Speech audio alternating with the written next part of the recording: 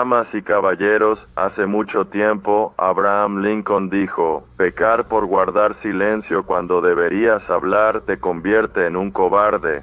Es hora de que hablemos sobre Vietnam y la amenaza más obvia, pero también la más ignorada, que jamás hayan enfrentado los pueblos libres en la historia del mundo. Los manifestantes en las calles exigen que salgamos del sudeste asiático para que haya paz. ¿De dónde sacan la idea de que habrá paz solo porque nos retiremos? No podemos detener la guerra rindiéndonos, y mucho menos podemos resolver algo tratando de negociar con un enemigo ganador en la mesa de paz. Esta es una guerra que comenzó mucho antes de Vietnam y seguirá adelante. Ya sea que nos retiremos o no, no podemos detener la guerra rindiéndonos y como están las cosas ahora. No estamos programados para ganar por culpa de los políticos y civiles a los que dejamos meter las narices en esto. Escucha a este joven. Ahora piloto helicópteros comercialmente en Alaska. No hace mucho los pilotaba en Vietnam. Estuve ahí para luchar contra los comunistas y tratar de ganar, pero los políticos no nos dejaron. ¿Qué tipo de guerra es esta en la que no debemos ganar? La verdad es que no es una guerra separada en absoluto. Es solo una batalla en un ataque más grande y prolongado que ha estado ocurriendo por más de 50 años. Y es una guerra que estamos perdiendo. No solo en el campo de batalla, sino también en calles, campus universitarios y oficinas de algunos de nuestros llamados estadistas influyentes. Todos los hombres de buena voluntad desean la paz, pero la queremos a cualquier precio, sin libertad. Todos sabemos que este país, con buena voluntad, ha tropezado algunas veces y ha cometido uno que otro error. No podemos regresar y hacer algo al respecto. Pero, como dijo una vez el señor Lincoln, ojalá hubiera estado ahí cuando se robaron el caballo. Pero creo que puedo encontrar las huellas. Cuando llegue ahí, me parece que el caballo ya se lo robaron, así que mejor regresemos y sigamos las huellas.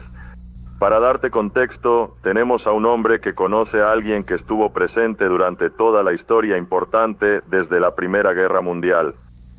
Él tiene los hechos de primera mano de los líderes y de los propios generales, un gran periodista. Señor Lowell Thomas, hola a todos. Este es Lowell Thomas para platicar con ustedes un momento sobre... Todos coincidimos en que este es prácticamente el tema más importante de nuestro tiempo. Y para aquellos de ustedes que son bastante jóvenes, tal vez sea más importante para ustedes que para el resto de nosotros. Estoy seguro de que todos recuerdan las palabras del padre de nuestra nación, George Washington, quien era un hombre bastante sabio. Él dijo, la mejor manera de prepararse para la paz es estar listo para la guerra.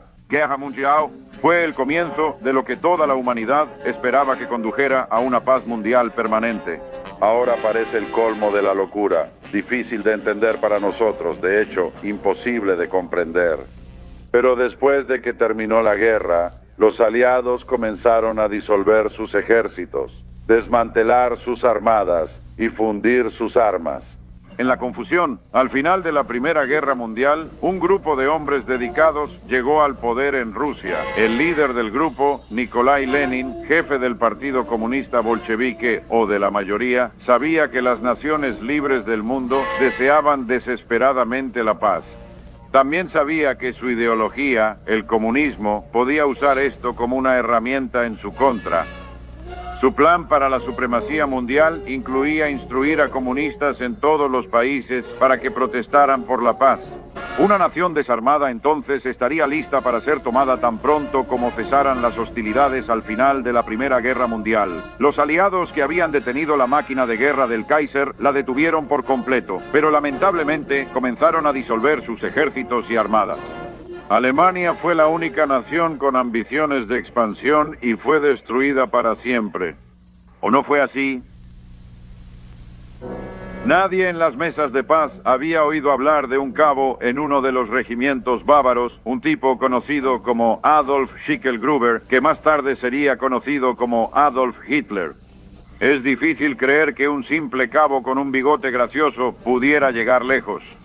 Pero en menos de 15 años ahí estaba, como jefe de una Alemania rearmada con planes para conquistar el mundo. Hombres distinguidos como el Águila Solitaria, Charles Lindbergh y el fabuloso Jimmy Doolittle. Nos dijeron lo que estaba pasando en Europa Central, nos dijeron lo que Hitler estaba haciendo y le prestamos poca o ninguna atención. La vida valía mucho y la paz era demasiado dulce para causar problemas. Muy pocos levantaron la mano para hacer algo en ese momento. Así que en 1938, con la máquina de guerra más poderosa del mundo hasta ese momento, Hitler marchó sobre Austria. Al año siguiente, 1939, marchó sobre Checoslovaquia. Ahora Inglaterra empezó a captar el mensaje. Todos sabemos cómo Chamberlain fue de Londres a Múnich con su paraguas y regresó diciendo, esto significa paz en nuestro tiempo. Pero apenas se concluyó esta conferencia, Hitler hizo un pacto con Rusia y luego ambos atacaron a Polonia. El siguiente paso fue el Blitz en el oeste.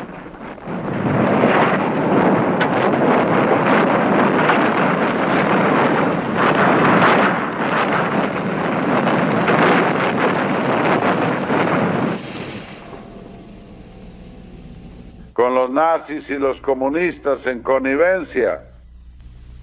Sus representantes aquí en América intensificaron su propaganda y empezaron a gritarnos, desármate, desármate, nunca le pasará nada a América. Mientras tanto, las conversaciones de paz debilitaron tanto a Estados Unidos que cuando Japón atacó Pearl Harbor, varios de nuestros viejos acorazados fueron hundidos o encallados y, en la práctica, perdimos la flota del Pacífico. Parecía que ya era casi demasiado tarde, pero nos pusimos a la dolorosa tarea de reconstruirnos para un contraataque. Y los libros de historia muestran que, a pesar de todos los obstáculos, finalmente ganamos.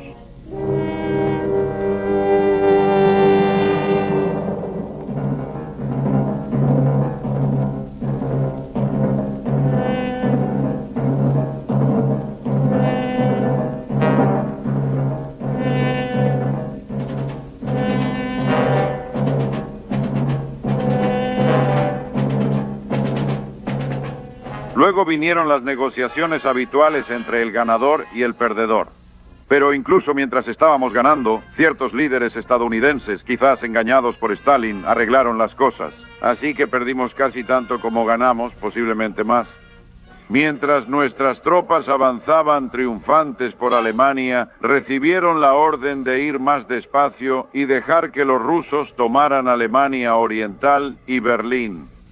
Hoy, una nación de personas que aman tanto el comunismo que tienen que ser encerradas con muros y vigiladas con armas. Son un monumento trágico para aquellas personas que buscan apaciguar al enemigo.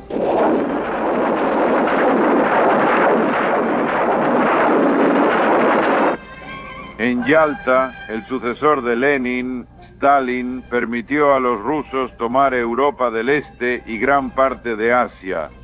Sabemos lo que pasó en el lejano oriente y cómo se lo impusieron a China.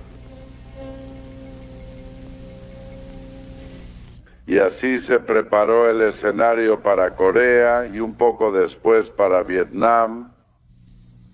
En 1945 todos pensaban que la guerra había terminado, pero nuestro verdadero enemigo seguía fuerte. Este era el supuesto aliado al que dejamos tomar Alemania Oriental y Berlín.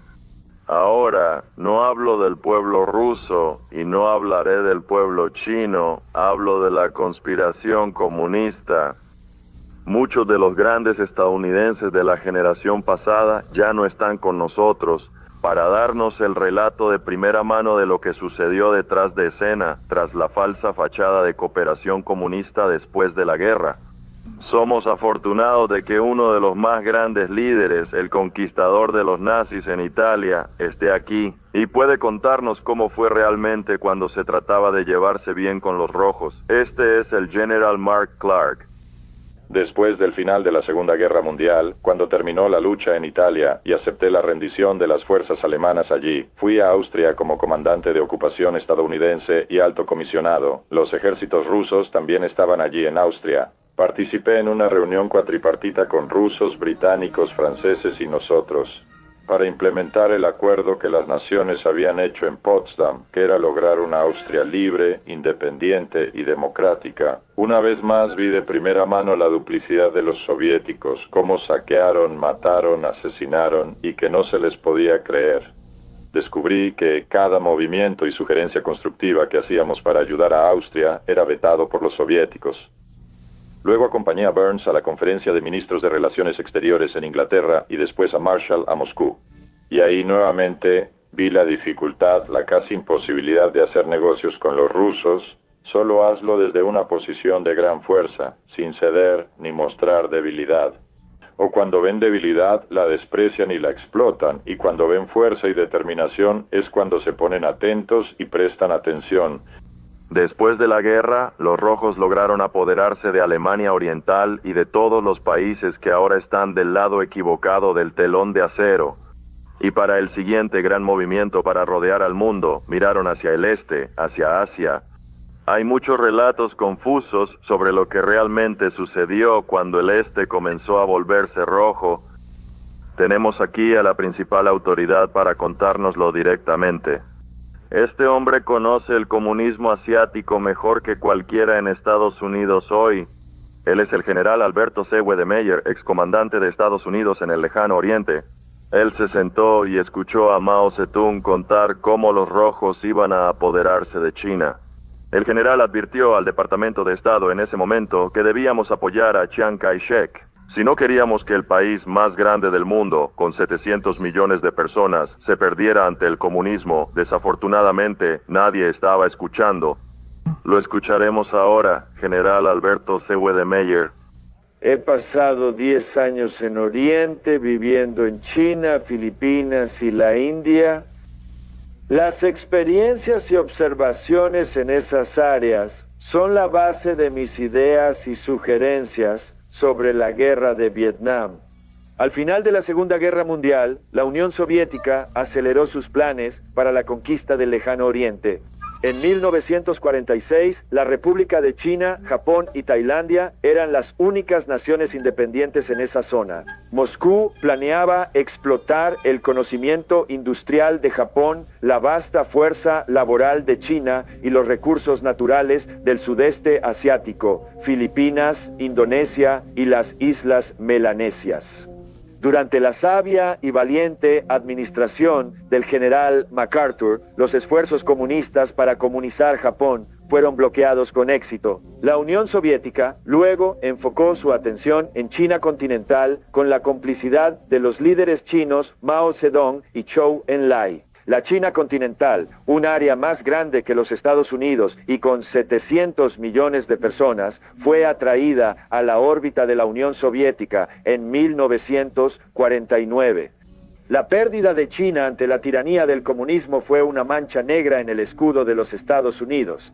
En lugar de apoyar a nuestro leal aliado de la Segunda Guerra Mundial, Chiang Kai-shek, el gobierno de los Estados Unidos adoptó una política de no intervención, lo cual fue dramatizado por el anuncio del entonces secretario de Estado. Cito, dejaremos que el polvo se asiente allá afuera. Fin de la cita. Tú y yo sabemos que el polvo se asentó en Corea y ahora se está asentando en Vietnam, con sangre estadounidense. Chiang Kai-shek y su gobierno se vieron obligados a retirarse a Formosa, donde mantuvieron un fuerte bastión contra el avance comunista. Considero que debimos seguir apoyando firmemente al gobierno anticomunista de la China nacionalista, tanto entonces como ahora. Si lo hubiéramos hecho, Estados Unidos no estaría experimentando hoy una paz inestable en Corea y una costosa guerra en Vietnam. Por supuesto, el siguiente movimiento comunista en su guerra continua contra el mundo libre fue Corea. Y después de que el general MacArthur fue retirado por ser demasiado duro con los comunistas, se ordenó al general Mark Clark ir a Corea para recoger los pedazos. Pronto se dio cuenta de que se enfrentaba de nuevo a los mismos viejos problemas al tratar con los rojos, el general Mark Clark. El presidente Truman me envió al Lejano Oriente para liderar durante el último año y medio de la guerra de Corea. Y ahí los vi de nuevo, esta vez en el campo de batalla. Vi lo traicioneros que eran, cómo asesinaban a nuestros prisioneros de guerra y cómo no se podía confiar en que cumplieran ninguna de sus promesas ni respetaran las reglas de la Convención de Ginebra sobre prisioneros o la conducta de la guerra. La llamada Guerra de Corea fue la primera evidencia, desde la retirada de Berlín, de una política de no ganar. Al parecer, Hitler era el último enemigo contra el que debíamos luchar. El general Clark descubrió que tenía que intentar librar la guerra con una o quizá ambas manos atadas. Los combates fueron intensos. En ese momento, los chinos ya participaban en la guerra y enfrenté muchas limitaciones como comandante en jefe. Por ejemplo, no podía atacar los puentes del río Amarillo, por donde llegaban los asesinos con su equipo, munición, tanques y todo para matar a nuestros hombres. Me parecía que eso estaba completamente mal, que no debíamos dejar intactos esos puentes y que eso haría más difícil para el enemigo mantener su posición en el campo. No podíamos atacar la ciudad de Pyongyang porque había fábricas de municiones ocultas dentro de ella. No atacamos ciertas plantas de energía que proveían electricidad al norte de China y Manchuria. Pero a pesar de todas las dificultades, finalmente se logró una especie de paz en Corea. En ese momento, nunca habíamos oído hablar de un lugar llamado Vietnam, que sería la siguiente batalla roja en su larga guerra contra el mundo libre. Vietnam era entonces parte de la posesión colonial francesa, conocida como Indochina. Los informes decían que los indochinos estaban luchando por su independencia de los franceses.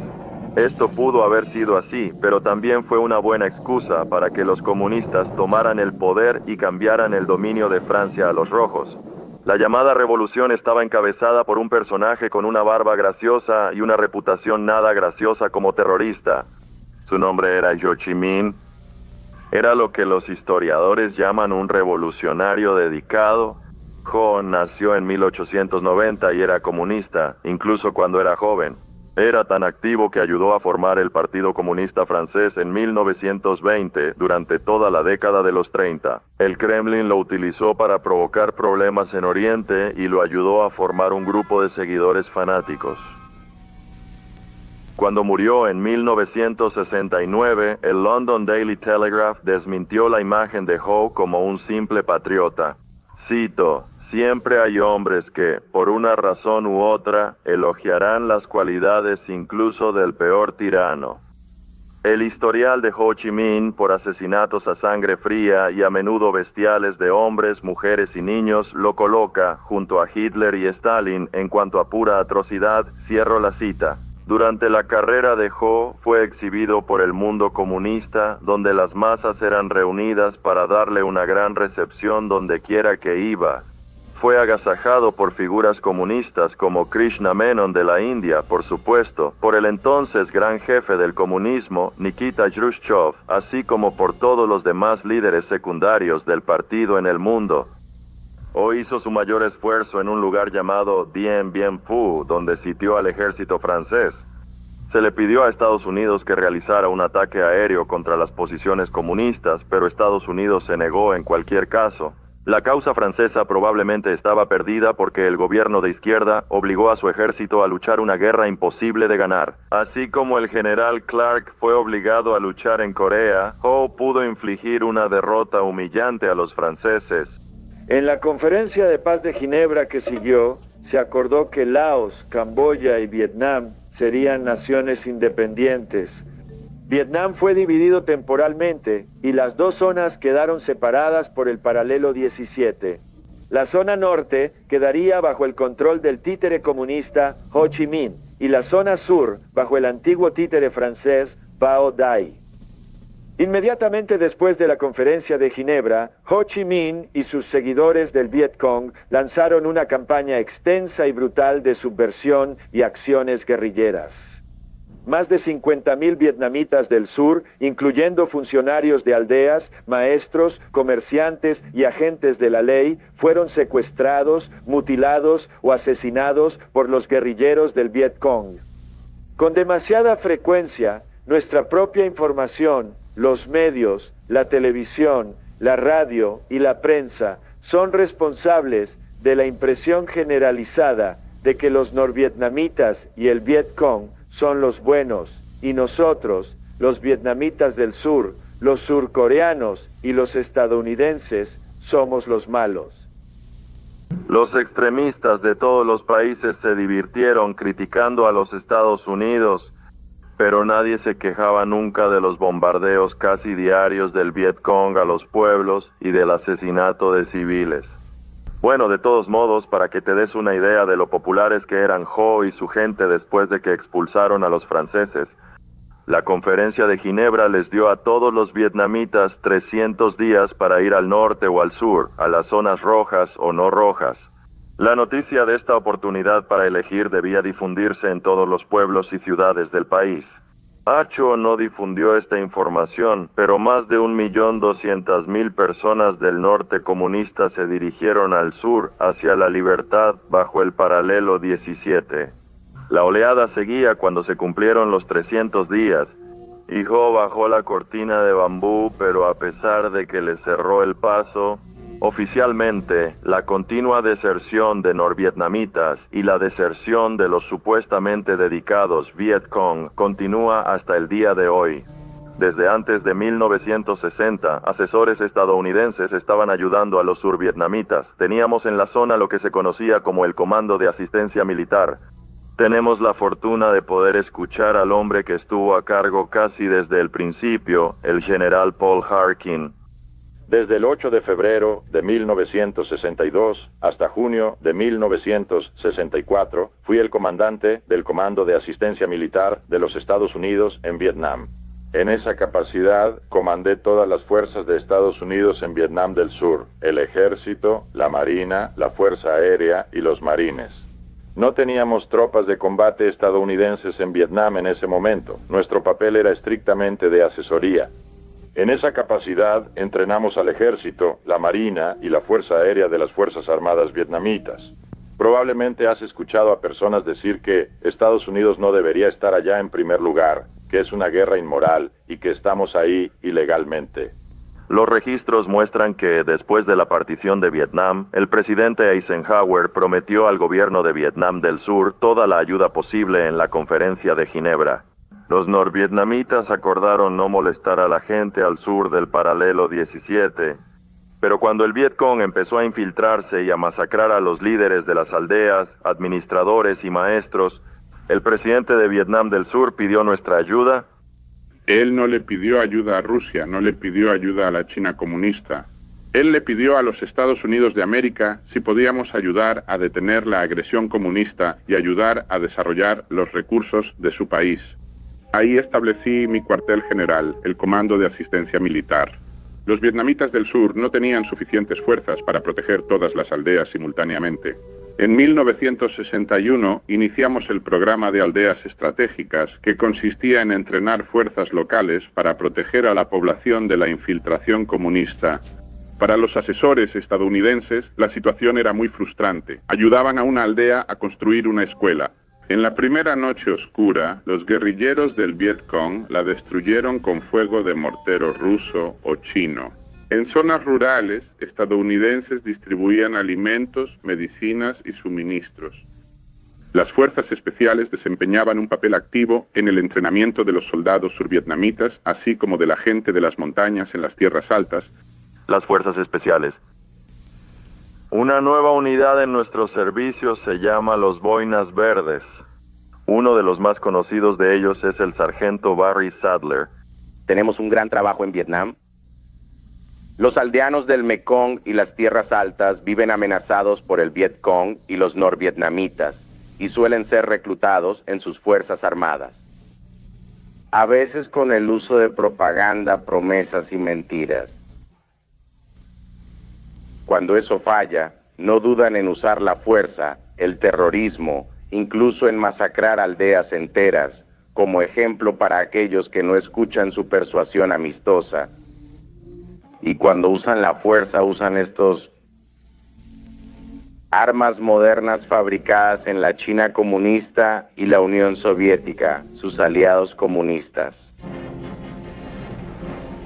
Pasé gran parte de mi tiempo en Vietnam trabajando como médico. Trabajo en las aldeas con la gente y necesitaban ayuda. Por años, la salud de estas personas Mejoró mucho gracias a los médicos estadounidenses en el campo. No puedes llegar a conocer realmente a la gente de Vietnam quedándote en Saigón. Saigón es una gran ciudad de 4,5 millones de personas, con un tráfico peor que el de Nueva York. Los mercados están llenos de gente y repletos de productos del mercado negro, desde café americano hasta opio. Como en toda ciudad en guerra, los oportunistas buscan ganar dinero. Pero al sur de Saigón se encuentra el Delta, 45,000 kilómetros cuadrados de las tierras arroceras más ricas del mundo, tierras que los comunistas desean.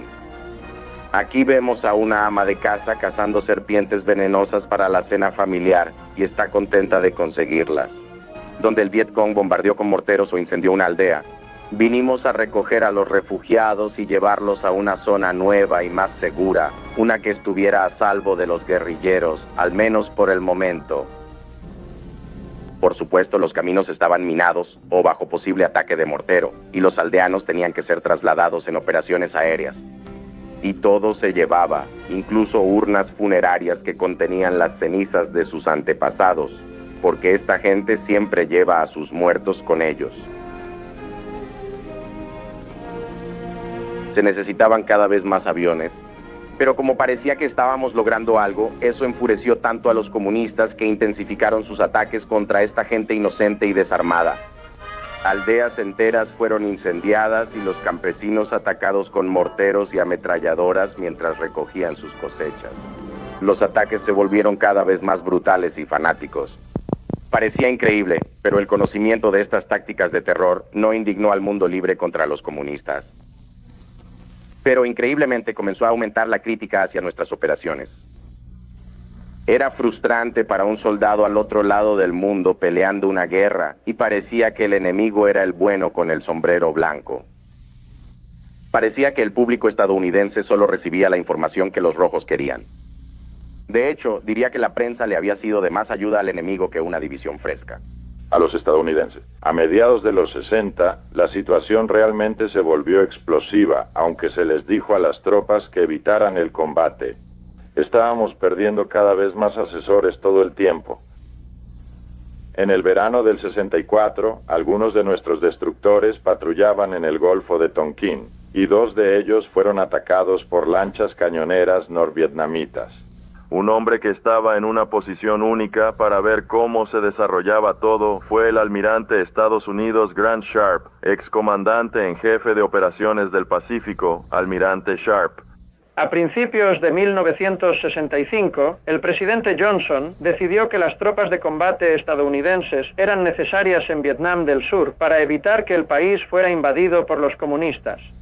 Así fue como empezó. Nuestros objetivos son claros y honorables. Son simplemente prevenir el éxito de la agresión norvietnamita, evitar el terror del Vietcong y permitir que el país viva en paz y libertad. Aunque nuestros objetivos son correctos, los métodos que hemos utilizado para lograrlos dejan mucho que desear. Insertamos nuestras fuerzas de manera fragmentada y, lo peor de todo, nunca utilizamos nuestro tremendo poder aéreo y naval de manera efectiva.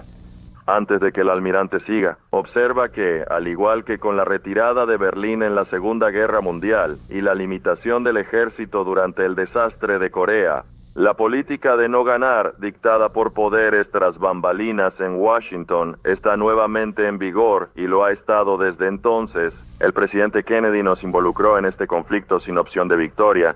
Desde el principio, deberíamos haber cerrado el puerto de Haiphong y evitado que todas las importaciones vitales llegaran a esa zona.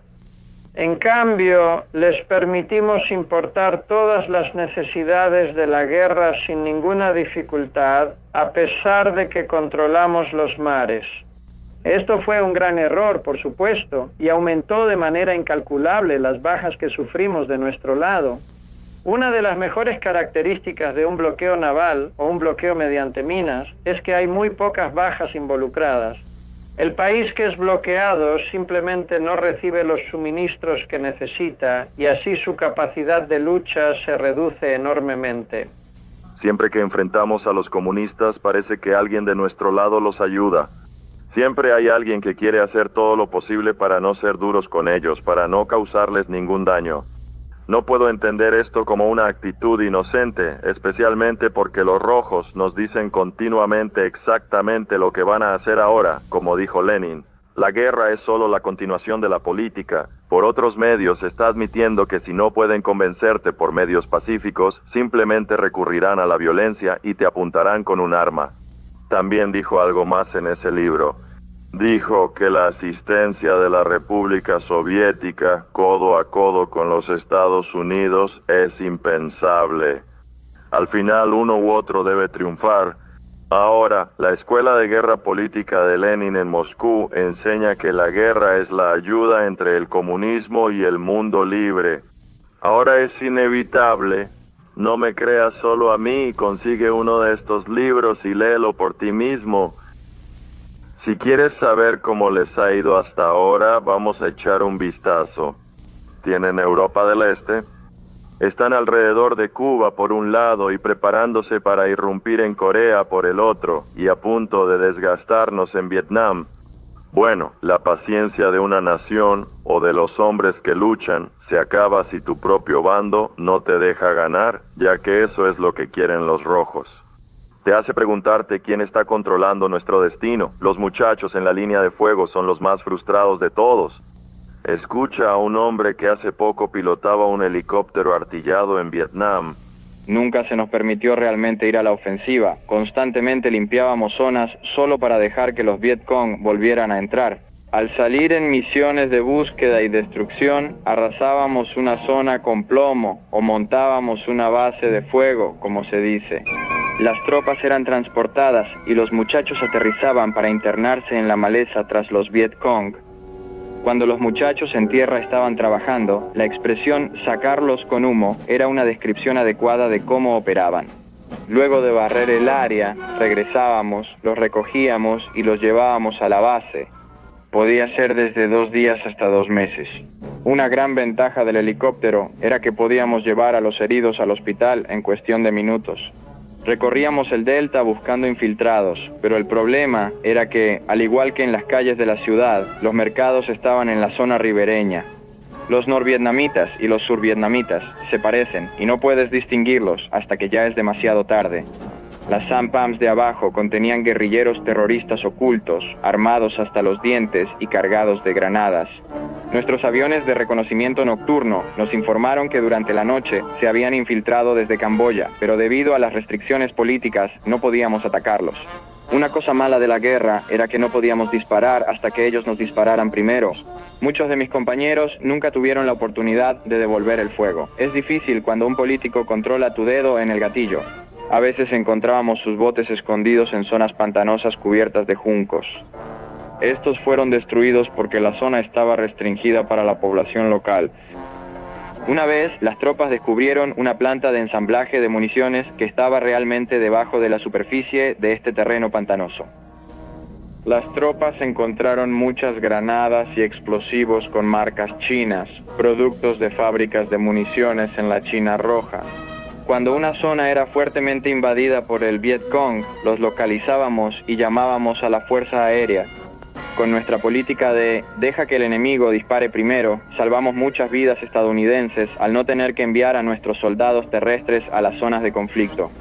Pero los barbudos de buen corazón en casa y los políticos de izquierda pronto pusieron fin a esto.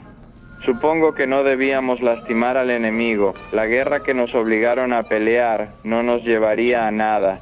Lo peor era que los muchachos en el terreno podían tomar una zona o colina. Con una gran pérdida de sangre y vidas, tendrían que retirarse y tal vez tendrían que recuperarla de nuevo. 3 meses después, todos nos sentíamos cada vez más frustrados a medida que pasaba el tiempo. Ahora entiendo por qué muchos en casa querían que nos rindiéramos y trajéramos a las tropas de regreso. La mayoría de los estadounidenses en casa están sinceramente preocupados. Pero a diferencia de cualquier otra guerra en la que hayamos estado involucrados, tenemos un frente inspirado por los comunistas en nuestras calles, trabajando mucho en los sabatis. De gente honesta, ellos afirman que simplemente están haciendo todo por la paz, mientras que muchos de ellos queman la bandera estadounidense, la pisan en el suelo mientras ondean la bandera de los vietnamitas. quienes han torturado y matado a decenas de miles de civiles inocentes cuyo único crimen fue resistirse a unirse a las filas rojas, ¿llamarías a una persona que apoyó al enemigo un defensor de la paz o un miembro de las fuerzas enemigas? Bueno, alguien que apoya a nuestras fuerzas, que ha viajado muchas veces a Vietnam, que ha ido a todas las zonas de combate para entretener a los hombres que luchan.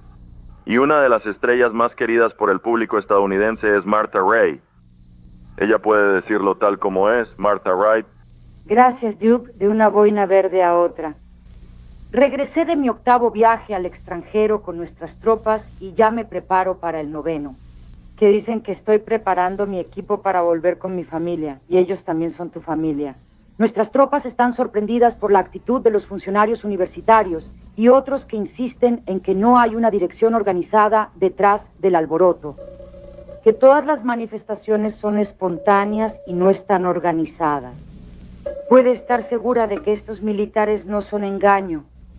Los rojos han declarado, sin lugar a dudas, que van a destruir el carácter moral de toda una generación de jóvenes estadounidenses.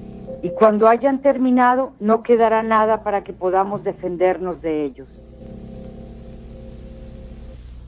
Y están haciendo un trabajo bastante completo con algunos de nuestros muchachos. Y mientras esto sucede, no nos permiten defendernos de la manera que todos los grandes estrategas militares recomiendan: atacar, golpear al enemigo en su propio territorio. Seguimos volviendo a esto como el problema central en nuestra guerra contra el comunismo. Deja que el almirante Sharp te lo cuente como él lo vio. El problema principal era que estábamos restringidos en los objetivos que podíamos atacar. Empezamos en la parte sur de Vietnam del Norte y gradualmente fuimos avanzando hacia el norte, con el resultado de que los norvietnamitas, con la ayuda de los soviéticos, pudieron fortalecer sus defensas alrededor de Hanoi y Haiphong. Así que cuando nuestros aviones finalmente llegaron a la zona de Hanoi y Haiphong, se encontraron con las defensas aéreas más concentradas y precisas que cualquier país haya enfrentado jamás. Aún así, con las defensas tan fuertes y con las restricciones sobre nuestros ataques aéreos, todavía pudimos causar daño a Vietnam del Norte, hasta el punto de que en el otoño de 1967 ellos estaban en serias dificultades. Si se nos hubiera permitido continuar en 1968 y atacar los objetivos que necesitaban ser atacados y mantener fuera de servicio los objetivos que ya habíamos atacado, la guerra ciertamente habría terminado para finales de 1968. Si no te convence el almirante, escucha a un piloto de bombarderos de la Marina. Creo que hablo por el 99% de todos los hombres que han estado en Vietnam, ya sea volando o en tierra. Cuando digo eso, es una de las experiencias más frustrantes que un hombre, especialmente un hombre de combate, puede vivir.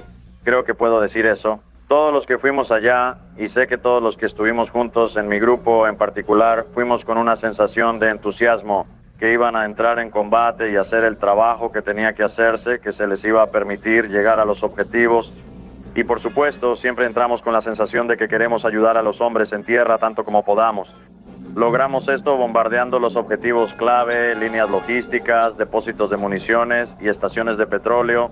Eso evita que el enemigo lleve estas cosas al sur de Vietnam y las use contra nuestros hombres y nuestros aliados, los survietnamitas. Pero no pasó mucho tiempo hasta que nos dimos cuenta de que, debido a las restricciones políticas impuestas a esta guerra en particular, iba a ser similar a la guerra de Corea, probablemente incluso peor.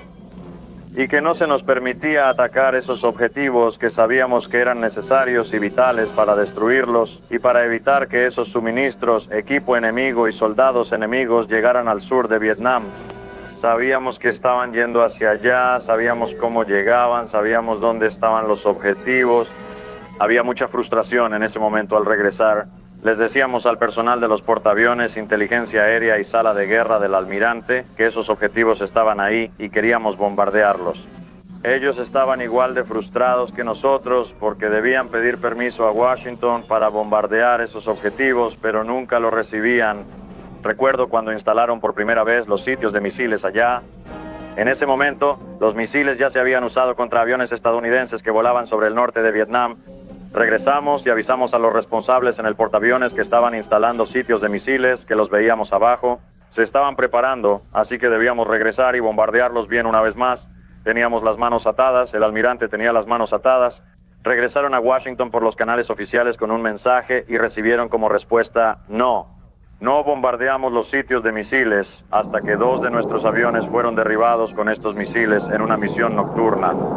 Todo el asunto era que intentaron dar la impresión de que no sabían de antemano que esos sitios de misiles estaban ahí.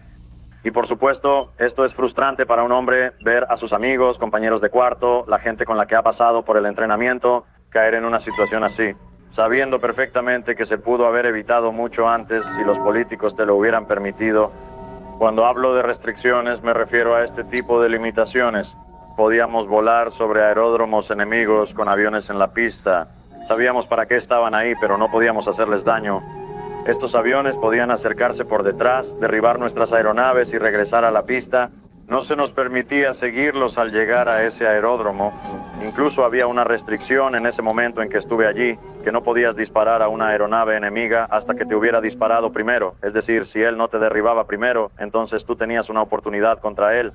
Me gustaría que algunos de los senadores liberales que han tomado una postura negativa en esta situación para promover sus propias ambiciones políticas pudieran estar en el mismo lugar que nuestros muchachos en el extranjero, con un brazo atado a la espalda, o tal vez los dos, para enfrentar a este enemigo traicionero. No podíamos bombardear convoyes hasta que nos autorizaron a atacar estos objetivos, pero solo si estaban en una carretera. No importaba si sabías que ese convoy en particular llevaba municiones, suministros que iban hacia Vietnam del Sur. Conocíamos sus rutas y destino, iban por la Ruta 1 y el Paso McGuilla. Y en cuanto a la escasez de bombas, en ese momento, el señor McNamara, que era el secretario de Defensa, decía que no había fundamento en esa información, que estábamos experimentando una escasez de bombas, aviones o pilotos en la zona de Vietnam. Y el congresista Mitchell había estado en el portaaviones y había visto personalmente estas misiones. Despegábamos con apenas 1/5 parte de la carga posible. En vez de las 24 bombas que podía llevar el avión, algunos días solo transportábamos 4. A veces, en vez de bombas para un objetivo que las requería, llevábamos cohetes. Cuando preguntabas al oficial de cubierta por qué hacíamos esto, decía que no había suficientes bombas para el resto del mes. Si llevamos todas en cada carga o llenamos los aviones por completo.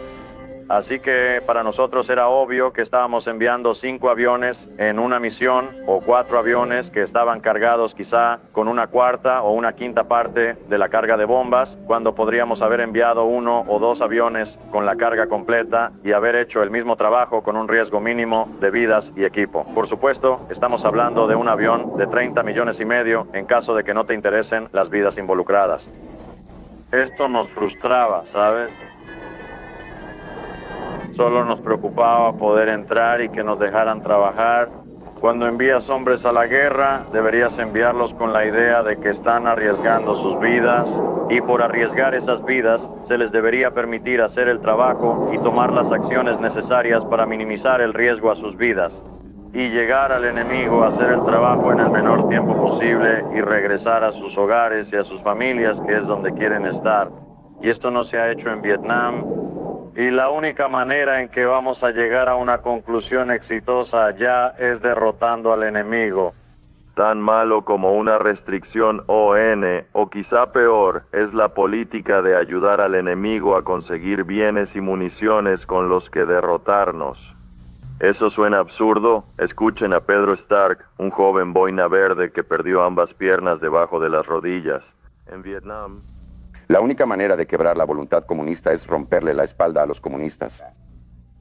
Para lograr esto, debes eliminar su acceso al material que necesitan para librar la guerra.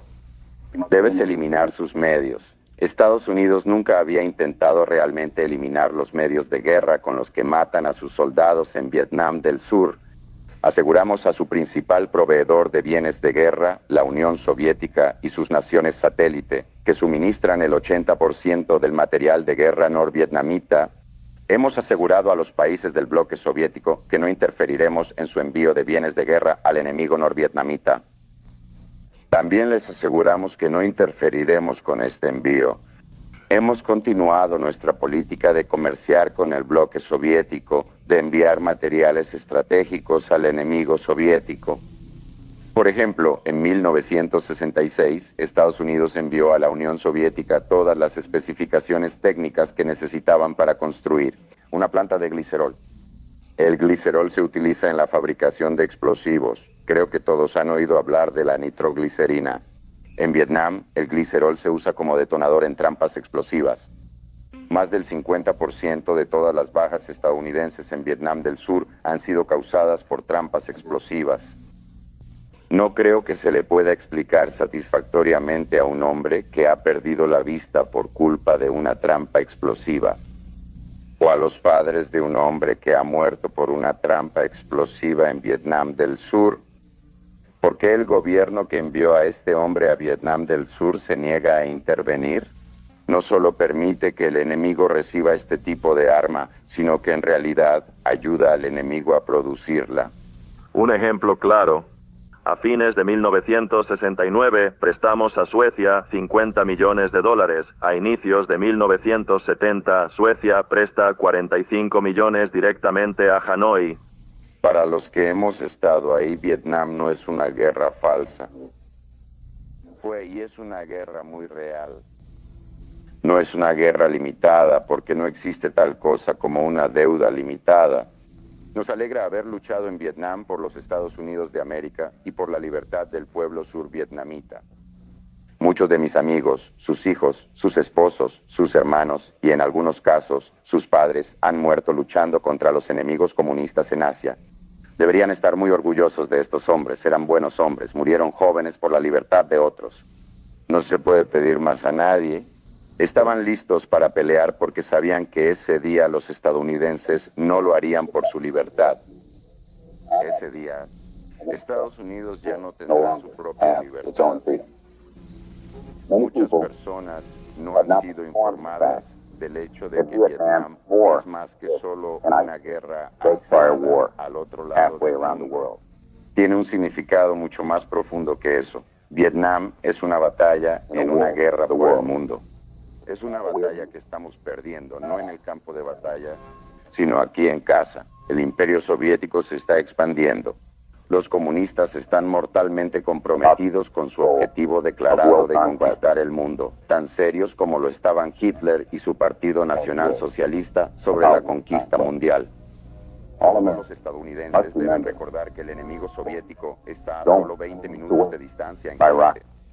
Finalmente, hubo un gran alboroto y clamor para llevar a los rojos a la llamada Mesa de la Paz.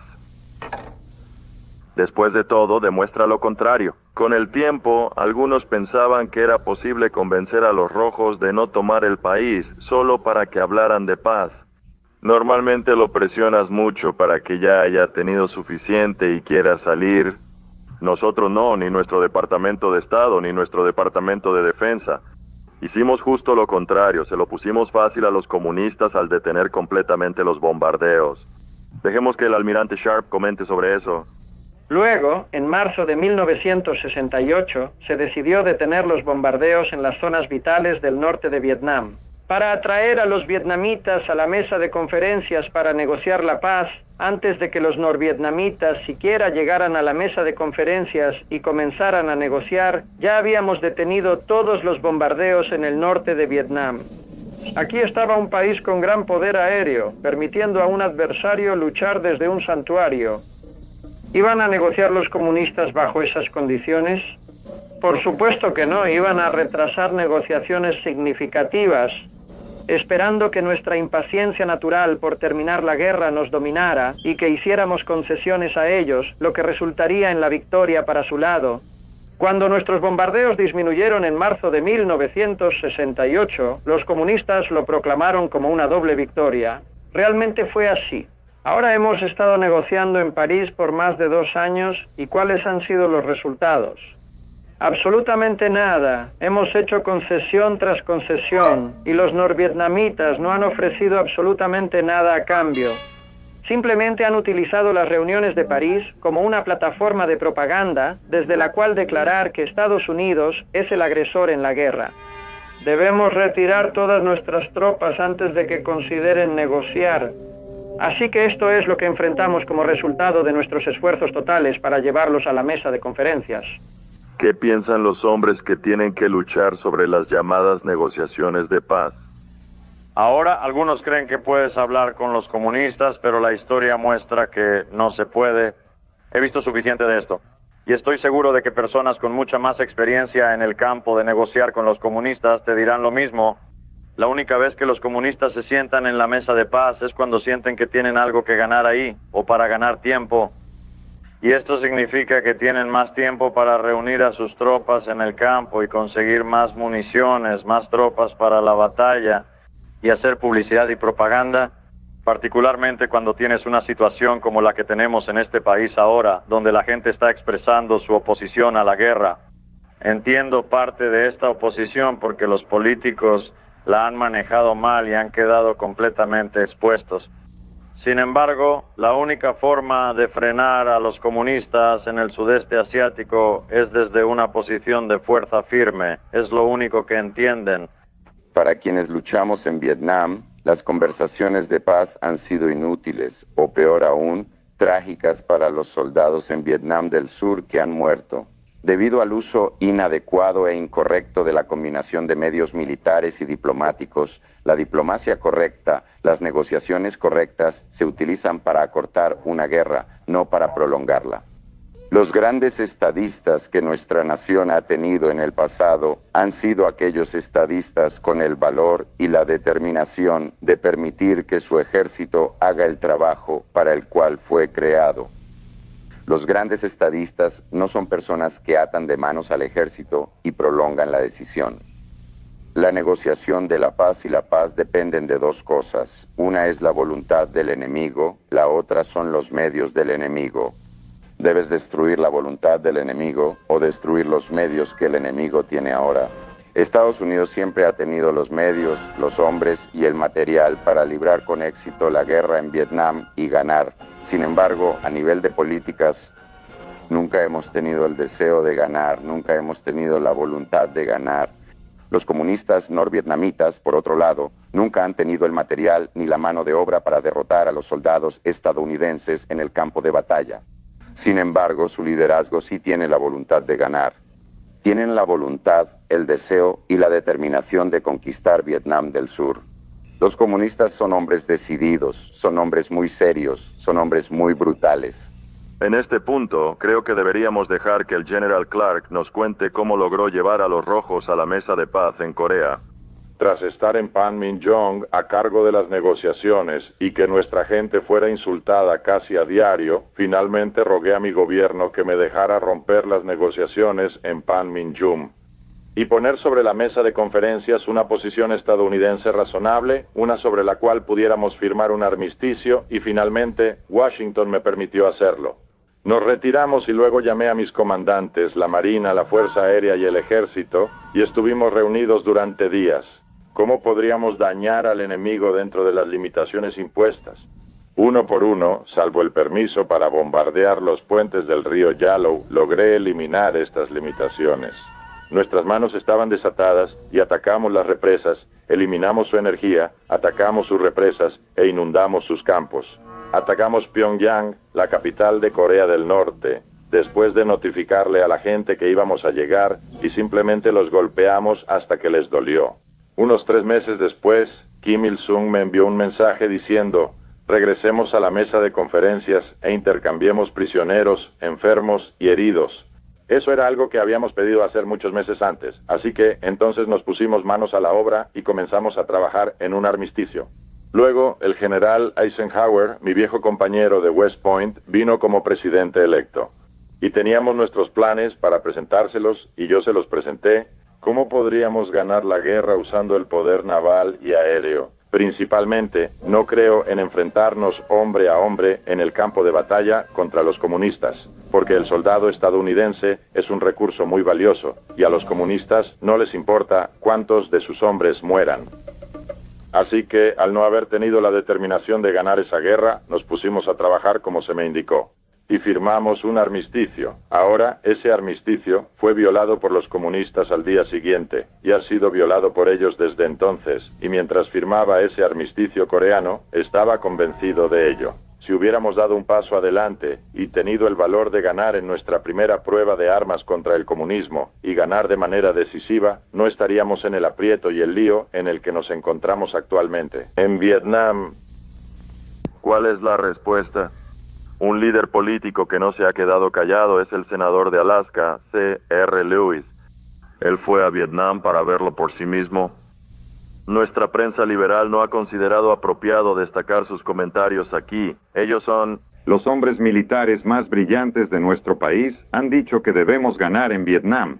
General Mark Clark, General Al Wedemeyer, General Paul Harkins, Almirante Sharp. Los comandantes militares en el campo han dicho que no puede haber una conclusión satisfactoria para la guerra en Vietnam sin una victoria militar. Tenemos los barcos, tenemos las armas, tenemos los aviones. ¿Qué falta? Tenemos a los hombres, tenemos el valor. Lo que falta es la voluntad de ganar.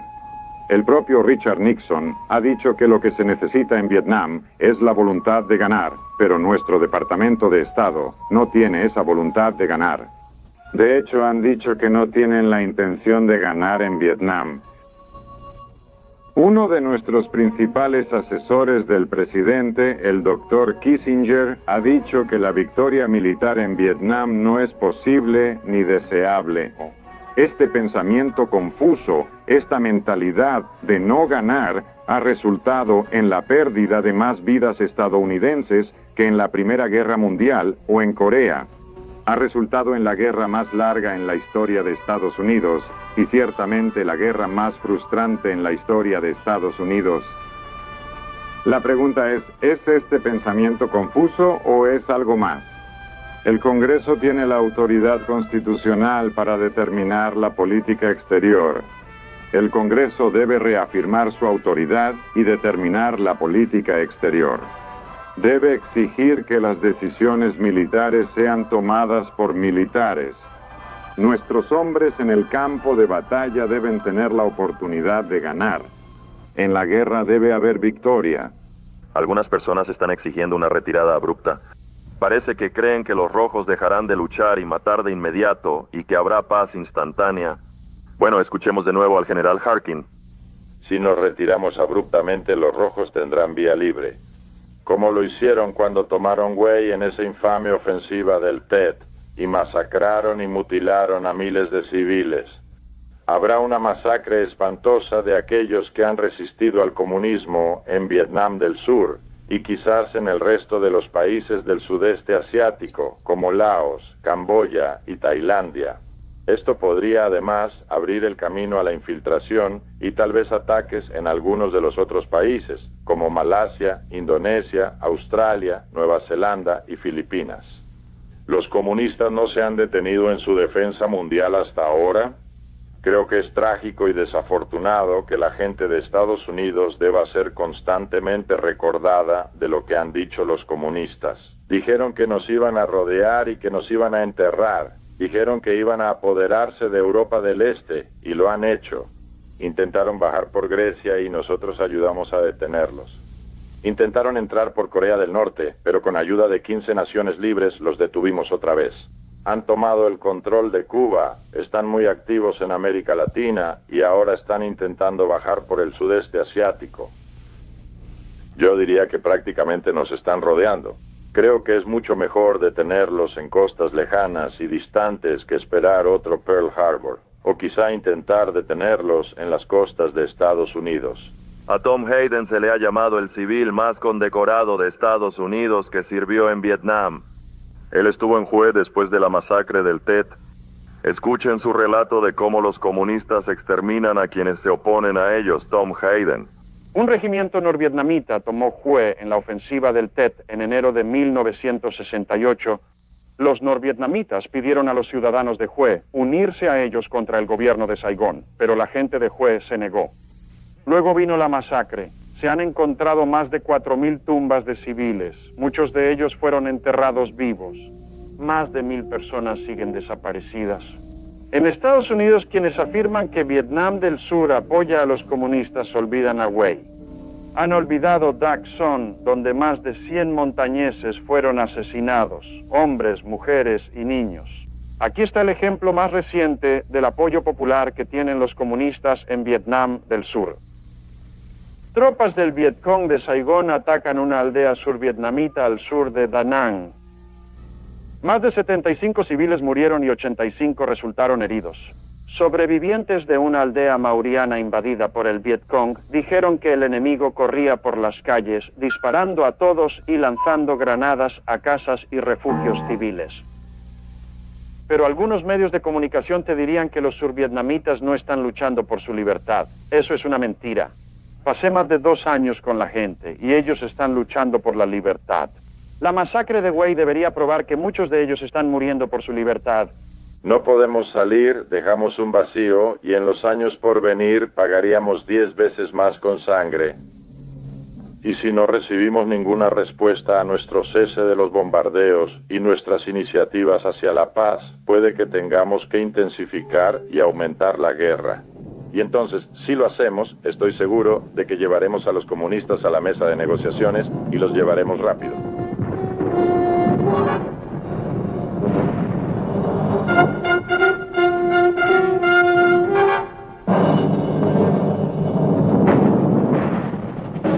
Cuando se trata de la cuestión de nuestra retirada, creo, uno de los comentarios más significativos fue hecho por el general von Mexen, comandante de campo, cuyas tropas fueron rodeadas y obligadas a rendirse en Dien Bien Phu.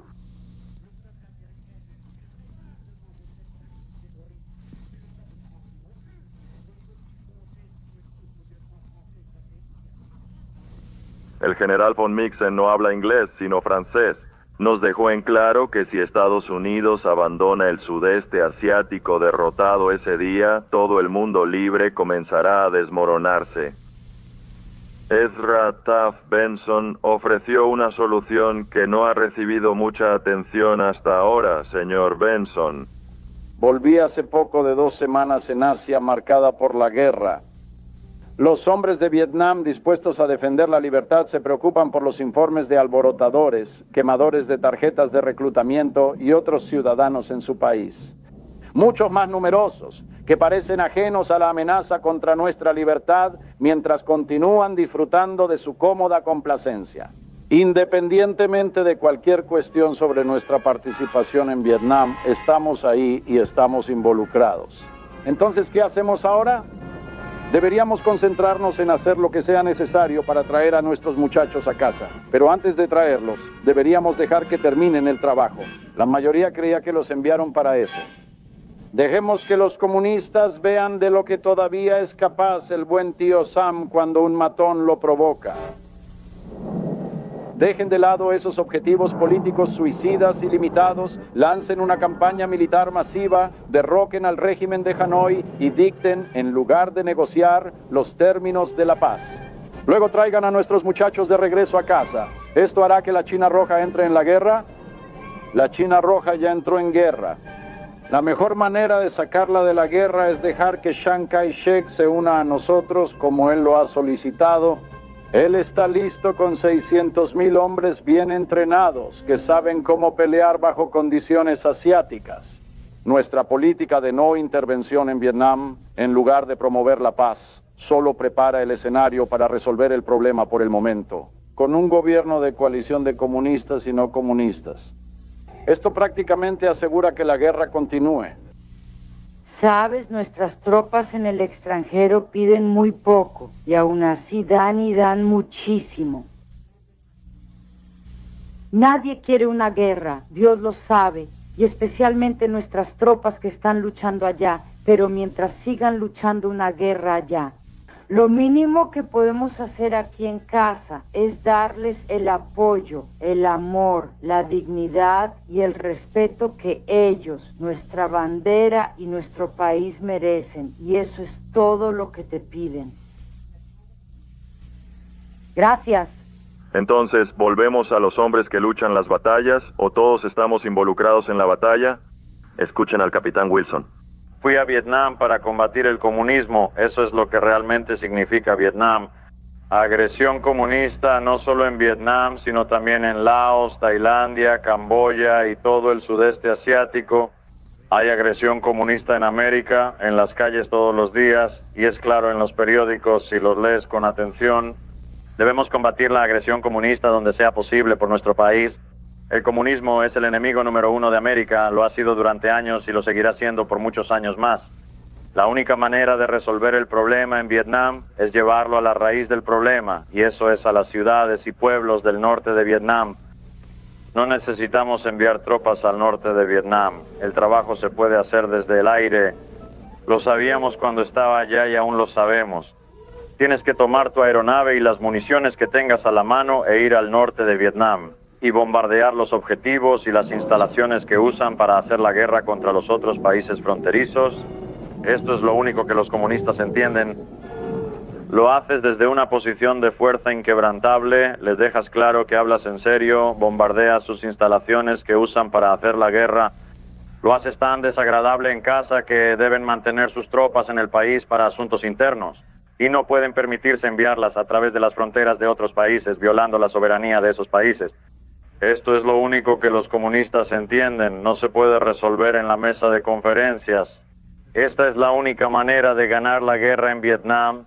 La elección que hicieron por nosotros hace casi 200 años nuestros padres fundadores ahora está siendo revisada en Vietnam y en todos los demás lugares del delta del Mekong. Y en los pasillos del Congreso de los Estados Unidos de América hay más de 3 millones de estadounidenses que han estado y luchado en Vietnam. Hemos visto el comunismo en acción, hemos visto lo que podría llamarse comunismo relevante, hemos visto a Marx y Lenin sacados de la estantería de la biblioteca y puestos sobre las espaldas del pueblo. Nunca nos rendiremos al comunismo porque sabemos lo que es. No habrá Vietcong en los Estados Unidos de América, lucharemos.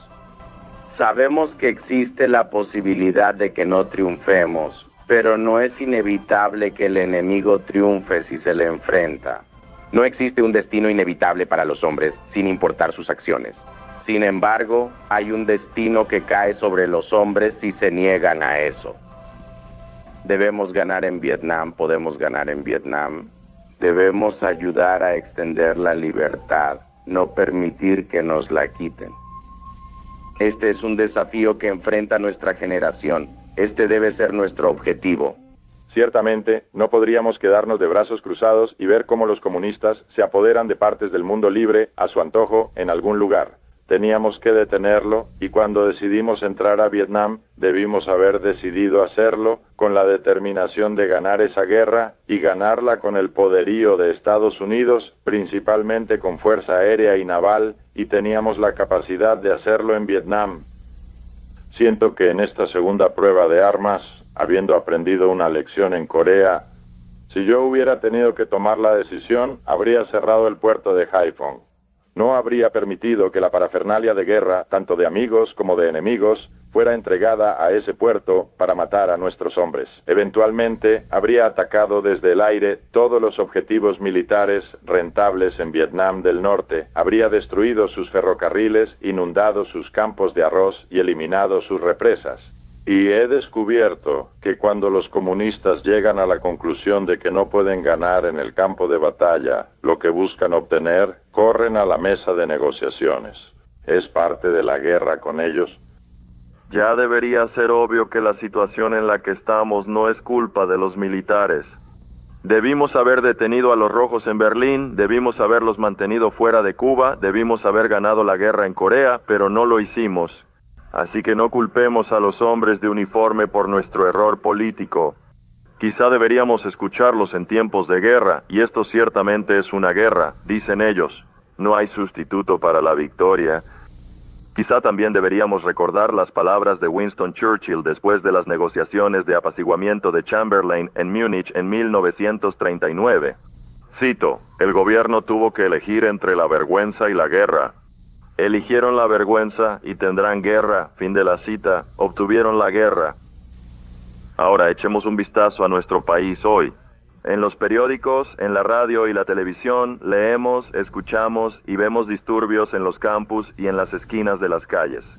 El crimen nunca había estado tan alto. Leemos sobre nuestra bandera estadounidense siendo bajada por multitudes, quemada y pisoteada en el suelo. Escuchamos los nombres de esos mismos líderes de las multitudes una y otra vez, de ciudad en ciudad. Ellos ondean la bandera de los comunistas Vietcong, la bandera del enemigo contra el que estamos luchando en Vietnam. El enemigo que mata a nuestros muchachos en emboscadas y luego desaparece en un santuario político. Y al mismo tiempo, aquí en Estados Unidos, a los comunistas se les permite enseñar en nuestras escuelas, desfilar por nuestras calles y nuestra capital, mientras los que están en altos cargos eligen permanecer en silencio. Con todos estos problemas, me pregunto qué pasaría en Estados Unidos si todos eligiéramos permanecer en silencio. ¿Se detendría el crimen sin medidas preventivas? ¿Cesaría el movimiento comunista clandestino para apoderarse de Estados Unidos? ¿Los comunistas dejarían en paz a las naciones libres del mundo sin nuestra ayuda? ¿Nos retiraremos al otro lado del paralelo 17 en Vietnam si retiramos nuestras tropas? La respuesta es no. El señor Lincoln tenía razón cuando dijo que quedarse en silencio convierte a los hombres en cobardes. Les ruego a cada uno de ustedes que reflexionen sobre estos hechos históricos.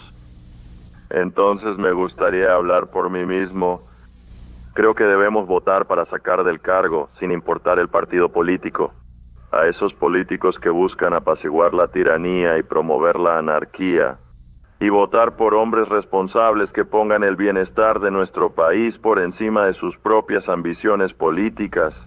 Debemos detener los disturbios comunistas dentro de Estados Unidos, debemos hacer cumplir las leyes que hacen que el crimen sea ilegal. Y si llegara a haber otro paralelo 17, no deberíamos suplicar a los comunistas que retrocedan, sino advertirles y hacerlo solo una vez, al diablo con la opinión mundial.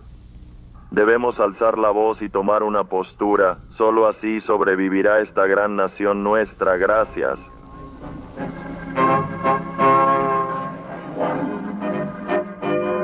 Si te gustaría ayudarnos a producir más contenido histórico interesante como este, por favor dale like, comenta abajo y comparte este video con otros aficionados a la historia. Y por supuesto, asegúrate de suscribirte para ayudar a que la historia siga sucediendo.